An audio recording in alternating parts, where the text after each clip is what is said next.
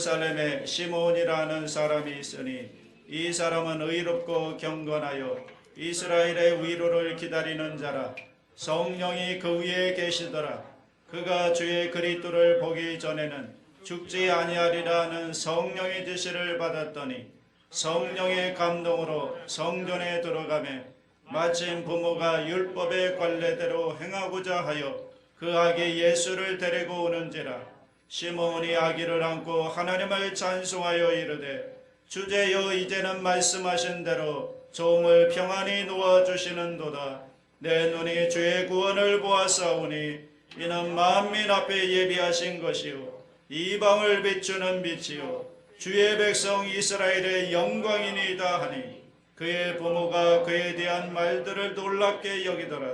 시몬이 그들에게 축복하고 그의 어머니 마리아에게 말하여 이르되 보라, 이는 이스라엘 중 많은 사람을 해하거나 흥하게 하며 비방을 받는 표적이 되기 위하여 세움을 받았고 또 칼이 네 마음을 찌르듯 하리니 이는 여러 사람의 마음의 생각을 드러내려 함이니라 하더라. 아멘. 고백. 성경의 주제는 예수 그리스도이십니다. 성경을 읽으면서 누구를 만나야 되냐면 예수님을 만나야 됩니다. 여러분의 구약 성경을 읽든지 신약 성경을 읽든지 성경을 통해서는 예수님을 만나야 되는 것입니다. 예수님을 만날 때 인생의 문제가 풀어지고 예수님을 만날 때 여러분은 성공하는 인생을 살아갈 수가 있습니다. 오늘 본문은 그 예수님이 어떤 분이냐 하는 것이고 또한 성탄의 자세는 뭐냐, 그리고 진정한 성탄의 메시지가 뭔가, 여기에 대한 말씀을 하고 계십니다. 여러분, 오늘 본문을 자세히 보면 한 사람이 등장하는데 그 사람의 이름이 시몬입니다. 이 시몬이 어떤 분이냐 하는 것을 25절에서 말씀하고 있죠. 25절 같이 한번 읽겠습니다. 예루살렘에 시몬이라는 사람이 있으니 이 사람은 의롭고 경건하여 이스라엘의 위로를 기다리는 자라. 성령이 그 위에 계시더라. 그분은 의롭고 경건하여 이스라엘의 위로를 기다리는 분이었다. 여기서 위로라고 하는 말은 정치적인 안정이나 경제적인 부강을 말하는 게 아닙니다. 왜냐하면 정치적 안정과 경제적 부흥이 인간의 모든 문제를 해결해 주는 것이 아니기 때문입니다. 경건한 시몬이 볼 때 진정한 이스라엘의 위로는 뭐냐? 보이는 환경과 물질이 아니라는 거예요. 하나님의 약속하신 메시아가 오셔서 모든 인간의 소원을 해결해 주는 것입니다. 그래서 죄인이 하나님의 자녀가 되는 것, 그래가지고 영혼의 깊은 갈망이 완전히 해결되는 것입니다. 그래서 인간을 향한 하나님의 그 구원의 약속들이 다 성취할 수 있는 그 메시아야말로 진정한 위로라고 생각을 했고, 그리고 그분을 기다렸던 것입니다. 이것을 쉬운 말로 표현하면 하나님, 언제 약속된 메시아가 오는 것입니까? 언제 우리에게 하나님이 약속하신 그 메시아를 언제까지 우리가 기다려야 합니까? 어서 그 메시아가 오셔서 나와 우리 모두를 위로해 주시기를 갈망합니다. 그러면서 위로를 기다렸다는 것입니다. 그에게 하나님의 응답을 주셨습니다. 26절인데 같이 읽겠습니다. 그가 주의 그리스도를 보기 전에는 죽지 아니하리라는 성령의 지시를 받았더니, 성령께서 그에게 어떻게 응답을 주셨는가? 내가 그렇게 사모하는 메시아를 네 생전에 네 눈으로 보리라, 그렇게 말씀하셨습니다. 그 놀라운 약속을 그가 받았다는 것입니다. 그러던 어느 날 성령께서 갑자기 그에게 감동을 주셨다는 거죠. 27절입니다. 시작. 성령의 감동으로 성전에 들어가매 마침 부모가 율법의 관례대로 행하고자 하여 그 아기 예수를 데리고 오는지라. 시몬, 바로 오늘이다. 네가 그렇게 갈망했던 이스라엘의 위로 약속된 메시아를 네가 네 눈으로 보리라. 지금 빨리 성전으로 가라. 성령께서 그렇게 감동을 주셨고 그 감동을 받고 바쁘게 성전으로 들어갔는데 그때 젊은 부부를 만나게 되었다는 것입니다. 요셉과 마리아가 아기 예수님을 안고 이 아기 예수님을 하나님께 바치기 위해서 성전으로 들어오는 그 젊은 부부를 보았을 때 성령이 또 그에게 말씀하시는 거죠. 바로 저 아기다. 저 아기가 약속된 메시아다.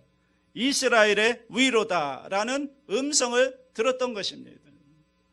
그래서 그는 달려가서 그 아기를 안고 감격해서 외치는 말이 바로 오늘 본문의 내용인 것입니다. 시므온이 그 아기를 안고 외친 말이 세 마디가 있는데 세 가지인데 그 세 가지를 오늘 살펴보기 원합니다. 첫째가 뭐냐 하면 30절입니다. 30절 다 같이 읽습니다. 내 눈이 주의 구원을 보았사오니. 여러분 여기 잘 보세요. 지금 시므온이 뭘 보고 있는 거죠? 예? 아기 예수님을 보고 있죠. 그런데 오늘 본문에는 뭘 본다고 그랬죠?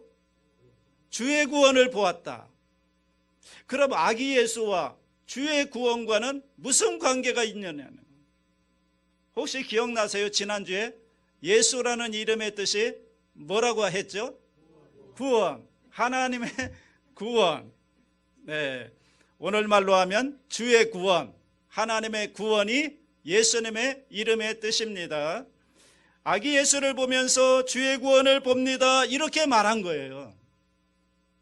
31절을 보면 더 정확합니다. 31절 시작. 이는 만민 앞에 예비하신 것이요, 만민을 위하여 예배된 하나님의 구원이 바로 이 아기 예수님이라는 거예요. 즉 아기 예수는 온 인류를 위한 하나님이 예비하신 구원자라는 얘기입니다. 우리가 대림절을 지나면서 지난 시간에 제가 이런 말을 했습니다. 기억나십니까? 온 세상 모든 인류가 가장 갈망하는 소원이 뭔가? 모든 인간의 소망의 총체가 뭔가? 그게 바로 하나님의 구원이라고 말했습니다. 모든 인간을 하나님의 구원을 갈망하고 있다는 것입니다. 그 하나님의 구원이 한 인격 안에 집약되어 있는데 그 이름을 가리켜서 뭐라고 부른다고요? 예수라고 부른다. 그러니까 모든 인류의 모든 갈망이 한 인격 속에 녹아 있는 것입니다. 그리고 그 이름을 가리켜서 예수라고 말하는 것입니다. 내가 그분을 보았다는 것입니다. 그래서 예수님을 진정으로 만나게 되면 어떻게 되느냐 하면 구원을 받게 되는 것입니다. 믿습니까? 예수님을 진정으로 만날 때 여러분은 구원함을 받게 되는 것입니다. 그 구원을 경험한 사람이 고백하는 것이 29절입니다. 29절 같이 읽어볼까요? 주제여 이제는 말씀하신 대로 종을 평안히 놓아 주시는도다. 이제 나는 죽어도 여한이 없습니다, 그 말이죠. 이제 내가 주의 구원을 보았기 때문에 나는 이제 죽어도 여한이 없습니다. 예수님은 나의 주의 구원이다. 만민을 위한 하나님의 구원이다. 그것을 할 때 뭐가 있다고 그랬나요? 평안이 있다 그랬습니다. 평안이 있다. 평안이 도와주시는도다. 그래서 예수가 구원이라는 걸 진정으로 경험한 사람 마음속에는 뭐가 있는가? 평안이 있는 겁니다. 그 평안이 있을 때 죽음을 넘어서는 용기와 희망이 생겨나는 것입니다. 그래서 나는 이제 죽어도 여한이 없다, 이렇게 고백할 수가 있게 되는 것입니다. 그래서 시므온은 아기를 예수를 바라보면서 나의 모든 소원이 이루어졌고 나는 이제 평안하며 나는 이제 죽어도 여한이 없습니다, 이 고백을 하고 있는 것입니다. 여러분, 예수님을 만나면 이렇게 되는 것입니다. 저와 여러분이 예수님을 진정으로 만났다면 시므온의 고백을 우리도 할 수가 있게 되는 것입니다. 나만이 아니고 만인을 위한 구원자이기 때문에 누구든지 예수를 인격적으로 진정으로 만나기만 하면 이런 고백이 나오게 되는 것입니다. 요즘 세상 사람들이 가장 원하는 게 뭐냐면 쉬고 싶다라는 얘기입니다. 요즘 들어서 쉬고 싶다는 얘기가 많이 나오죠. 여러분, 요즘 많은 사람이 쉬고 싶다, 좀 쉬고 싶다, 난 너무 지쳤다, 좀 한 1년쯤 쉬었으면 좋겠다, 한 6개월쯤 쉬었으면 좋겠다. 지금도 저한테 이런 얘기 하는 분들이 많습니다. 육체적으로만 아니라 정신적으로, 영적으로도 피곤해서 좀 쉬었으면 좋겠다. 그렇다면 여러분, 가장 큰 휴식이 뭘까요? 가장 큰 쉼, 가장 큰 위로, 이 쉼이라고 하는 것이 어디에 있느냐는 거죠. 한 6개월 시간을 주어서 휴가를 갔다 오라고 하면 좀 쉼이 되겠죠. 또 엄청난 물질을 주고 명예와 훈장을 주면 위로와 쉼이 생길 수 있을지 모릅니다. 그러나 그것보다 더 큰 진정한 위로와 쉼이란 무엇인가? 알렉산드리아의 필로라는 분이 이런 말을 했습니다. 잘 들어보시기 바랍니다. 인정을 하든지 하지 않든지 모든 사람은 쉼을 찾고 있다. 왜냐하면 인생이라는 거대한 상대와 싸우면서 피곤하기 때문이다. 그 싸움의 핵심은 어떻게 의를 얻느냐 하는 거다. 이게 무슨 말이냐면 죄인인 인간에게 가장 필요한 것이 뭔가 하면 죄로부터 자유함을 얻는 것이라는 거예요. 죄로부터 자유함을 얻을 때 우리 영혼에는 진정한 쉼이 있다는 것입니다. 이게 진정한 쉼의 내용이라는 거예요. 그래서 이걸 위해서 많은 사람들이 오늘도 그 쉼을 찾고 있는 것입니다. 제가 여러분에게 질문을 하겠습니다. 잘 듣고 대답해 보시기 바랍니다. 사람들의 죄를 이기기 위해서 사용하는 방법이 뭐가 있을까요? 죄를 이기기 위해서 사람들이 사용하는 방법이 있습니다. 두 가지가 있습니다. 첫 번째는 뭐냐면 죄가 없다고 우기는 겁니다. 뭐라고요? 죄가 없다고 우기는 거예요. 사실은 죄가 아닌데 우리가 잘못 생각해서 죄라고 생각하고 그 죄에 짓눌려서 사는데 사실은 죄가 없는 것이다. 죄가 없다고 무조건 우기는 방법이 죄를 이기는 방법이라는 거예요. 두 번째는 뭐냐면 죄가 있다고 하더라도 내 힘으로 그것을 극복하고 이겨낼 수 있다라고 생각하는 것입니다. 죄가 있어요. 그런데 그것을 내가 이겨낼 수가 있다라는 거예요. 그 방법이 뭐냐? 그게 선행이고 그게 깨달음이고 그게 도를 닦는 거고 그게 자기 성찰이고 고행입니다. 이런 여러 가지 방법을 통해서 죄를 해결하라는 몸부림이 이 땅에 가득한 것입니다. 그러니까 이 세상 사람들을 위한 정신적인 가르침이 많을 것 같지만 딱 두 가지로 정리하면 여러분, 죄는 없는 거다. 두 번째, 있다고 해도 여러 가지 방법으로 해결할 수 있다. 그런데 여러분, 중요한 것은 성경이 뭐라고 말하느냐가 중요한 거죠. 성경이 기준인 거죠. 성경은 아니라고 말합니다. 두 가지 다 아니다라고 성경은 분명하게 말합니다. 인간은 죄가 있고 그 죄를 해결하는 방법은 예수 그리스도밖에는 없다라고 말하는 것입니다. 그래서 예수는 구원이라는 거예요. 예수를 만나면 우리의 죄 문제가 해결되고 우리의 영혼이 구원을 받게 되는 것입니다. 여러분, 그 구원을 정말로 얻게 되면 우리 영혼에 뭐가 있다고요? 평안이 있다고요. 평안. 진정한 평안이 예수님을 만날 때 평안이 임하는 것입니다. 죽음을 넘어서는 평안이 온다는 것입니다. 자, 두 번째, 시므온이 외친 말이 있습니다. 3절인데 32절인데 같이 읽습니다. 이방을 비추는 빛이요 주의 백성 이스라엘의 영광이니이다 하니. 먼저 예수님이 뭐래요? 빛이다 그랬어요. 예수님이 빛이다. 아주 멋진 말이죠. 여러분, 빛이 있어야 보입니다. 빛이 없으면 절대로 보지 못합니다. 그런데 그 빛이 누구라고요? 예수님의 빛이다. 제가 청년 시절에 성탄절을 얼마 앞두고 이제 어려운 빈민촌에 찾아가서 성탄의 선물을 나눠주고 성탄절에 오신 예수님을 전하는 행사를 했습니다.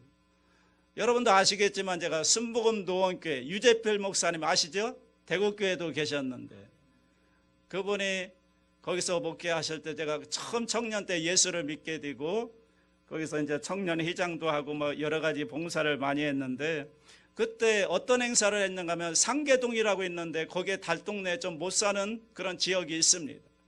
거기에 찾아가서 성탄절 앞두고 선물을 준비해 가서 나눠주면서 성탄절에 빛으로 오신 예수님 영접을 하고 전도하는 행사를 했던 것입니다.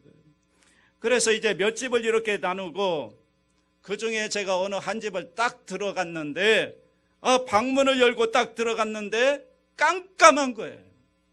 대낮인데 방문을 열고 들어갔는데 깜깜합니다. 저는 낮에 그렇게 깜깜한 집이 있는지 그때 처음 알았습니다.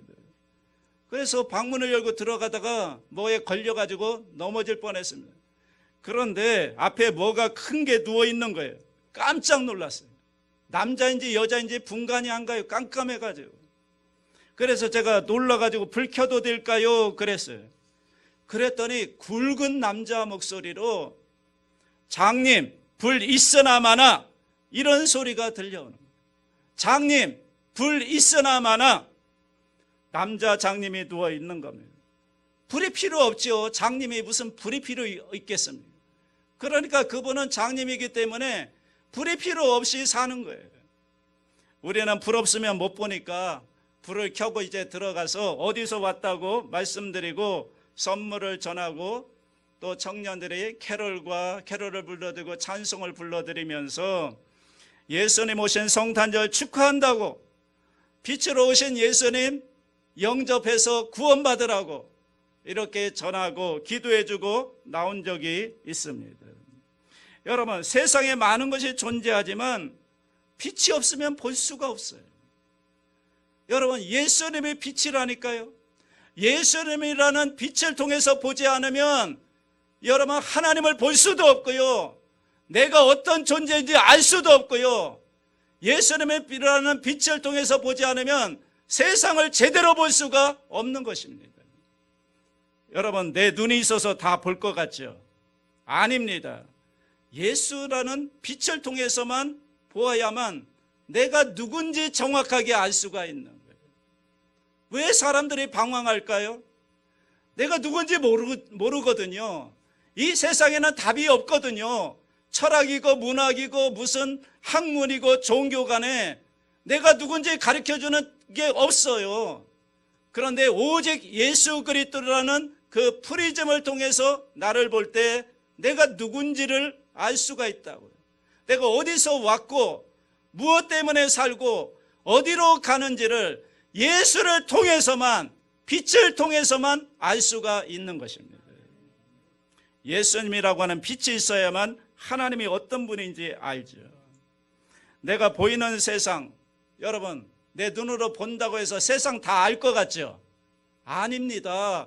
예수라고 하는 빛을 통해서만 보아야 이 세상을 제대로 알 수가 있는 것입니다. 세상이 어떤 곳인지 여러분 예수님을 통해서 보아야만 알 수가 있는 것입니다.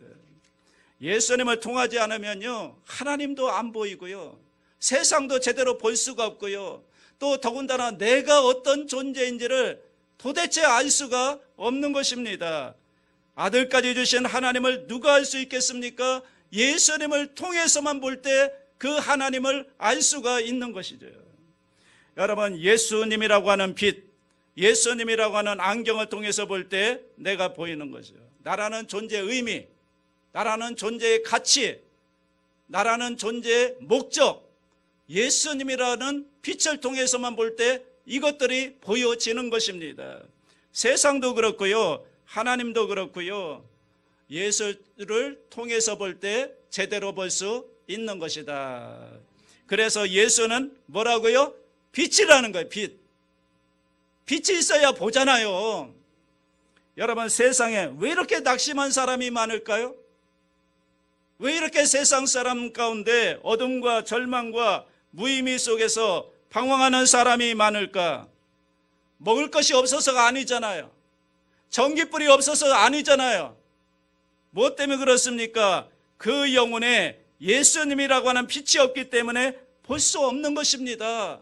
그래서 어두워하는 것이고, 그래서 좌절하는 것이고, 그래서 절망하는 것이고, 왜? 예수라는 빛을 통해서 보지 못하니까 깜깜한 거죠. 앞이 깜깜한 거예요. 그런데 예수님이라는 빛을 통해서 보면 희망이 있는 것입니다. 앞이 보이는 것입니다. 내가 어떻게 살아야 되는지 알 수 있는 것입니다. 예수님이 빛이다. 기억하시기 바랍니다. 빛으로 오신 예수님을 모두 다 영접할 수 있게 되기를 바랍니다. 또한 예수님은 뭐라고 그랬어요? 이스라엘의 영광이니이다 그랬습니다. 이게 믿는 자의 영광이다 그 말입니다. 여러분, 예수님이 여러분의 영광이신가요? 왜 예수님이 우리의 영광이죠? 나의 가치가 예수님 안에서 발견되기 때문입니다. 여러분, 예수님 빼고 나를 보세요. 내가 무슨 가치가 있는가? 돈 좀 가졌다고 가치 있는 게 아니잖아요. 예수님을 빼고 나 자신을 보시라고요. 내가 무슨 놈의 가치가 있는가? 예수를 통해 나를 볼 때 내가 그 십자가 사랑을 받는 존귀한 존재, 가치 있는 존재라는 것을 알게 되는 것이죠. 내가 얼마나 하나님의 사랑받는 존재이고 하나님의 영광스러운 존재이고 저 영원한 나라를 선물로 받는 존재가 됐는가?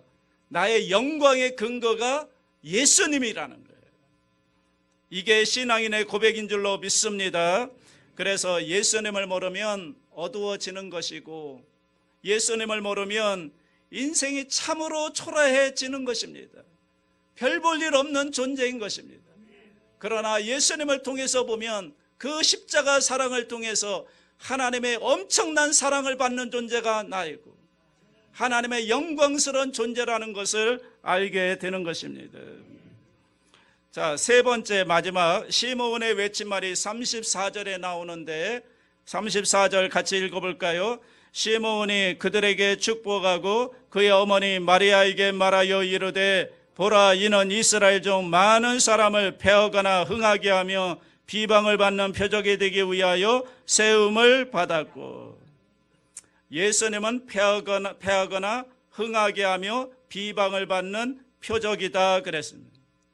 이게 무슨 말이냐면 성공과 실패의 기준이신 예수님이다 그 얘기입니다. 성공과 실패의 기준이 누구라고요? 예수님이라는 거예요. 흥함과 패함의 표적이라는 거예요. 증거물이라는 거예요. 더 쉽게 말하면 예수님을 중심으로 세상은 둘로 갈라진다는 것입니다. 여러분, 예수님의 십자가에 못 박힐 때 양쪽에 강도가 같이 매달렸죠. 그런데 왜 두 강도를 예수님 양옆에 매달았느냐 하면 사실은 예수님 혼자 죽이면 돼요. 왜냐하면 그게 목적이었잖아요. 예수님만 죽이면 되는데 왜 예수님 옆에 양쪽 강도를 두어서 이렇게 함께 죽이냐는 거예요. 왜 그럴까요? 여러분, 예수님 혼자 죽으면 여론의 관심이 어디로 쏠릴까요? 예수님에게 집중되는 거예요. 아, 저분은 죄가 없다는데 왜 저분이 십자가에 못 박혀 죽었지? 이렇게 해서 여론의 관심이 예수님에게 쏠리면 부담이 되는 겁니다. 그래서 이 여론을 흩어버리고 여러분, 호도에서 양쪽의 강도 두 사람을 처형함으로써 예수님도 한 통속이라는 것을 여러분 하는 이미지 메이킹을 하는 겁니다. 우리식으로 말하자면 교묘한 여론 플레이를 하는 것입니다. 아주 정략적인 퍼포먼스를 통해서 예수님에게 사람들이 집중하지 못하도록 만든 쇼였다는 것입니다. 그런데 이러한 간사한 시도는 하나님의 섭리 속에서 인류의 모습을 둘로 이렇게 갈라진다는 걸 보여주었다는 것입니다. 십자가 옆에 두 강도는 온 인류의 상징이라는 거예요. 그래서요, 십자가를 중심으로 인류는 두 부류로 나누어진다는 것입니다. 둘 다 본질적으로는 강도예요. 그런데 한 강도는 나는 잘못 없다, 나는 억울하다, 이렇게 원망하며 죽어가는 강도가 있는가 하면, 또 다른 한 강도는 나는 죄인이다, 그러나 저분은 잘못이 없다, 예수여 나를 기어가소서, 십자가를 붙드는 죄인이 있다는 거예요. 둘 다 강도인데, 한 강도는 원망하고 불평하며 죽어가는 강도가 있는가 하면, 한 강도는 자기의 죄를 고백하면서 예수님의 그 십자가를 붙드는 강도가 있을 뿐이라는 거예요. 그래서 어거스틴은 말했습니다.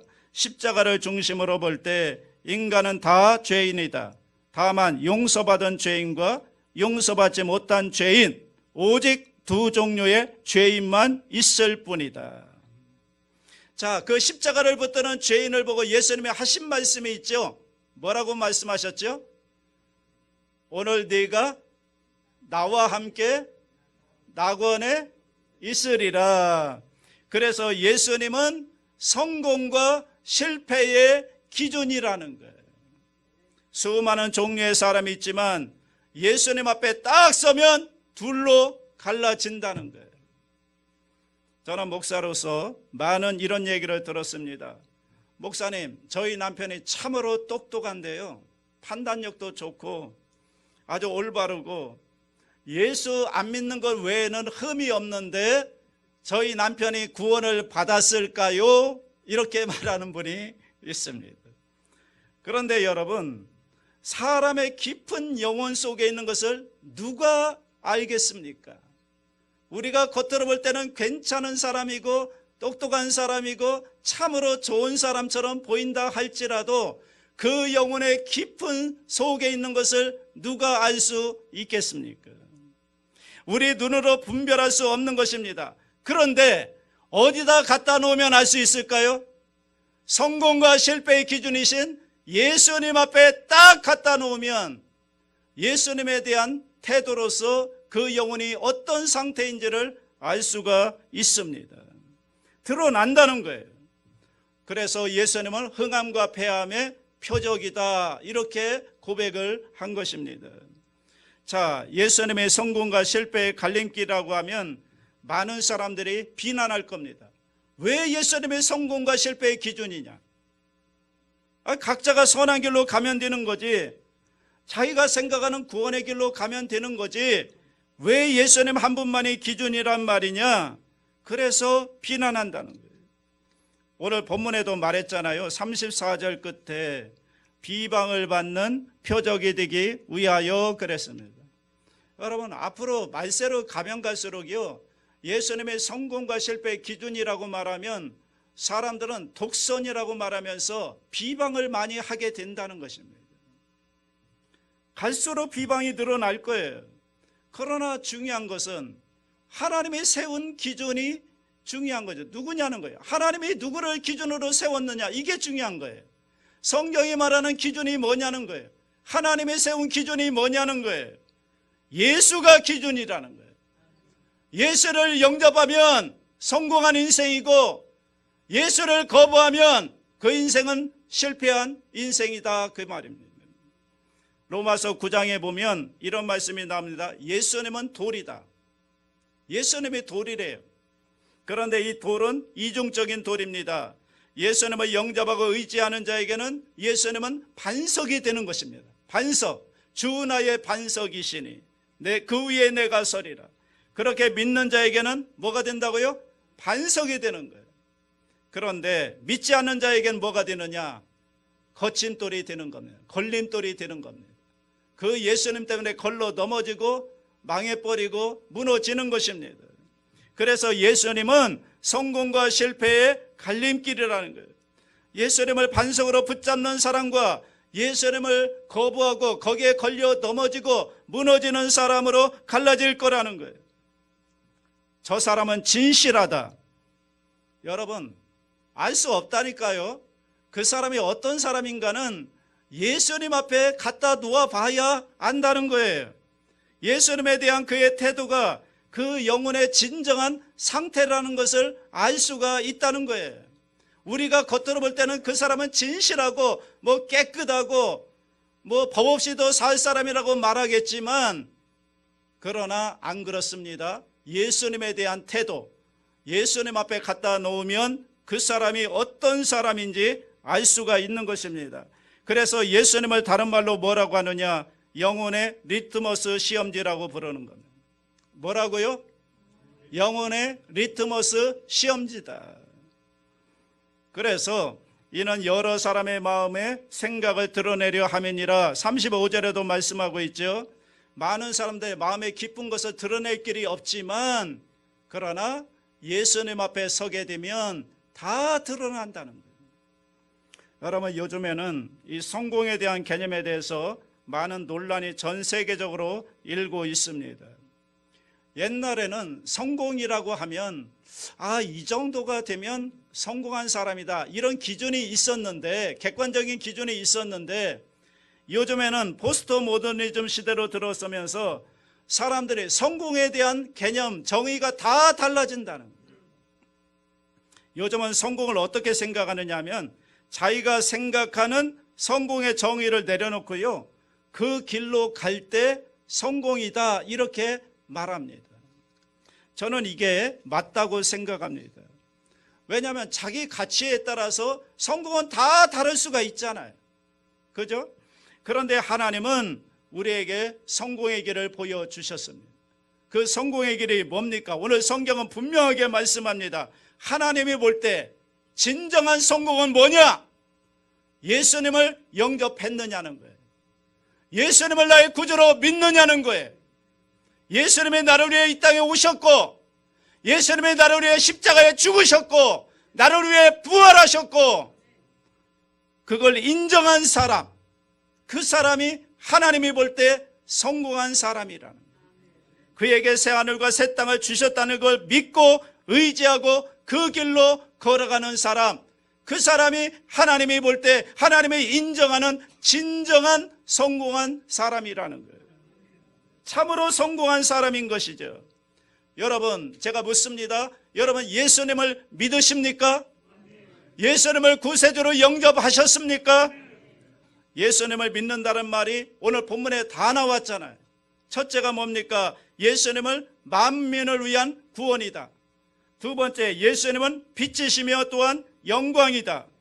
세 번째, 예수님은 성공과 실패의 기준이다, 갈림길이다. 이렇게 고백하는 사람이 크리스찬인 줄로 믿습니다. 그리고 여러분이 진정으로 예수님을 믿으셨고 만나셨다면 여러분 속에 있는 실패의식 다 버리시기 바랍니다. 여러분은 실패한 인생이 아닙니다. 여러분은 성공한 인생입니다. 나는 성공한 사람입니다. 왜? 예수님을 믿었으니까, 예수님을 만났으니까. 나는 실패한 인생이 아니고 성공한 인생입니다. 나는 정말 행복한 사람입니다. 나는 정말 은총을 받은 사람입니다. 여러분, 내 인생에서 가장 잘한 일은 예수님을 믿은 것입니다. 믿습니까? 여러분은 정말 성공한 사람입니다. 실패의식 다 버리시기 바랍니다. 여러분은 하나님의 은총을 받은 사람입니다. 그러므로 나는 주님을 만났으니 더 이상 바랄 것이 없습니다. 죽어도 여한이 없습니다. 이게 바로 시므온의 고백이었던 것입니다.